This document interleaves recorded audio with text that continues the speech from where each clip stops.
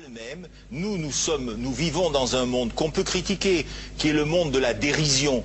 Vous le savez bien, dans les médias, je dirais, le monde de la dérision, on se moque de tout. Le fait que ça se fasse me satisfait. Parce que ça veut dire que nous avons, qu'on est libre. Peu à peu... Il faut qu'on soit beaucoup plus sage que ça, qu'on rentre pas dans ces provocations. Et c'est pour ça que... C'est l'autocensure, ça, Jamel. Tu comprends ce que je veux dire? Si on commence à pas faire de dessin pour pas choquer les musulmans... Non, si on fait... Pour moi, c'est de l'autocensure. C'est la fin de la liberté d'expression. Pour moi, la liberté d'expression, la liberté d'expression et le respect font partie, sont mariés ensemble. Oui, mais ça... Moi, je suis pour la liberté d'expression. Mais si je vais blesser une personne, pourquoi blesser la personne? Non, mais si moi j'ai envie de faire une caricature sur Mahomet ou sur un rabbin ou sur Jésus-Christ, il faut que j'ai le droit de le faire. Tu comprends? C'est ça la France. Quand tu sais que tu vas blesser 10 millions de personnes, pourquoi tu vas les blesser?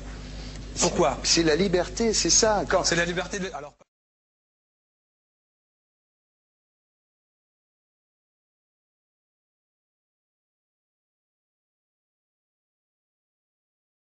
Non, mais vous pensez pas que c'était à vous de vous excuser, non? En disant le sketch n'était pas très drôle, je suis désolé si j'ai blessé des gens, voilà, excusez-moi, voilà, c'est une connerie. C'est mon travail.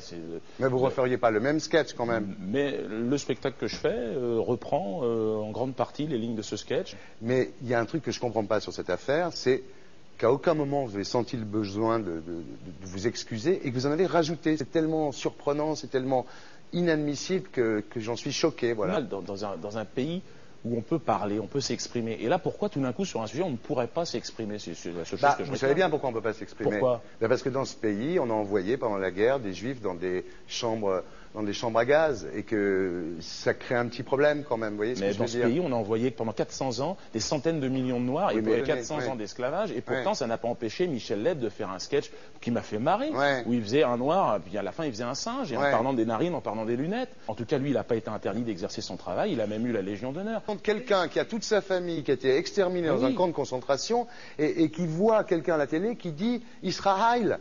Vous vous rendez compte? Enfin, je ne sais pas. Oui, mais on peut pas. Il y a des moments où même si on connaît les gens, même si on les a invités, on leur dit non, c'est plus possible. Comme Alain Soral, qu'on a reçu ici d'ailleurs. Vous l'avez reçu, Alain Soral. Mais qu'on ne recevra plus, parce que compte tenu de ce qu'il a dit, on ne peut pas le recevoir. Vous vous rendez compte de ce que vous arrivez à dire? Je trouve incroyable que j'ai pu faire un sketch sur le mollah Jean-Christophe, j'ai pu faire un sketch sur le curé. Là, je fais un sketch sur un colon israélien, et tout d'un coup, c'est l'hystérie. Non, non, moi je vous trouve, vous le savez bien, je vous ai toujours trouvé très drôle et en plus très bon comédien.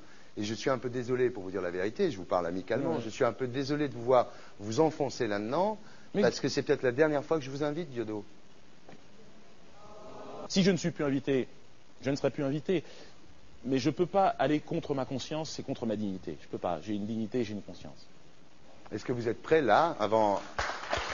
Est-ce que vous êtes prêt là? Quelles excuses êtes-vous prêt à faire là? Et c'est pour ça que... C'est l'autocensure, ça, Jamel. Tu comprends ce que je veux dire? Si on commence à pas faire de dessin pour pas choquer les musulmans... Non, c'est de l'autocensure. C'est la fin de la liberté d'expression. Pour moi, la liberté... Et là, pourquoi tout d'un coup, sur un sujet, on ne pourrait pas s'exprimer? C'est la seule chose que je Vous savez bien pourquoi on ne peut pas s'exprimer. Pourquoi? Parce que dans ce pays, on a envoyé pendant la guerre des juifs dans des chambres à gaz et que ça crée un petit problème quand même. Vous voyez ce que je veux dire? D'accord, mais si moi j'ai envie de faire une caricature sur Mahomet ou sur un rabbin ou sur Jésus-Christ, il faut que j'ai le droit de le faire. Tu comprends? C'est ça la France. Quand tu sais que tu vas blesser 10 millions de personnes, pourquoi tu vas les blesser?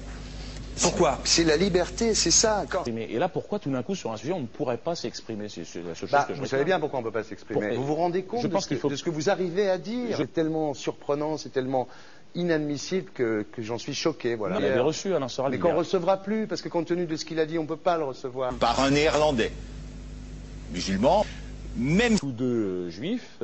arrêtez, chaque fois que vous parlez de quelqu'un, de dire qu'il est juif ou pas juif ou machin, parce que ça va finir comme Le Pen.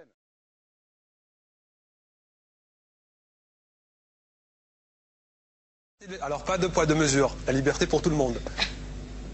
C'est-à-dire? La liberté pour tout le monde. Il y a une personne comme Dieudonné qui a fait un rabbin, enfin qui a fait un colon juif, etc. Tous ces DVD ne sont plus dans les pactes, on l'empêche de venir, on l'empêche médiatiquement, on ne le voit plus, alors que lui c'est un comique. Il y a eu la loi Taubira. Ouais. D'accord? Il y a eu plusieurs lois qui ont été faites contre l'antisémitisme Et moi, je fais un appel aujourd'hui de faire une loi contre l'islamophobie.